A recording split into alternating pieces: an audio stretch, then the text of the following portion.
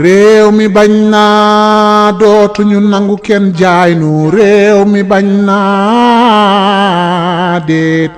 réew mi bañ naa déedéet dootuñu fi nangu buumu jaam. loolu mi ngi jaare ci massification njaayum carte gi ñuy def mu ngi am solo waaye mi ngi jaare surtout ci ngeen déggoo jàppante nekk benn fii ci géew ndax man nag commune Sénégal bu ne soo fa ñëwee soo fa ñëwul xam naa ne ba xaw fii ci géew parce que bu dee ne benn ngeen bokk nay bokk bay joxante loxo élection bu fi am balaa midi ñu ne Pastef gagné na jeex na kon góorgóorlu leen xëccoo ay poste warul tax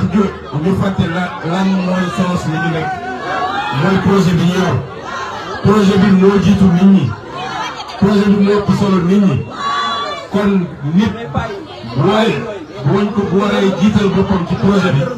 nit ki la ñuy seppi teg fële jiital projet bi ndax projet bi mooy Sénégal kon déggoo leen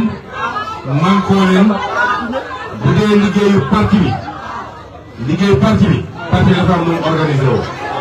mooy commune bu nekk am na ku jiite coordination bi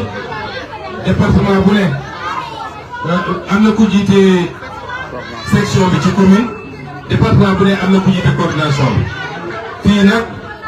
Mansour Ndiaye mii moo jiite ci commune bi ñëpp nañu ànd ak moom jiite tekkoon ne ay parti bi waaye nag ñëpp am na solo ci li ñuy def ñëpp ànd ak moom manko ngeen amit ñoo xam ne donte yoruñu ay cër ci biir parti bi fii wala jëluñu responsabilité waaye ay identité remarquable lañ la ci Sénégal mun cee cité Damboj lii ma àndal kon ñoom ñëpp waa bërëb yëpp naa wax ak waa militant yëpp fàttewuma kenn xam leen ni yéen a ngi suñu xol jàppante leen manko élection locale ñu gagné ko 2029 moom waxatuñu asalaamaaleykum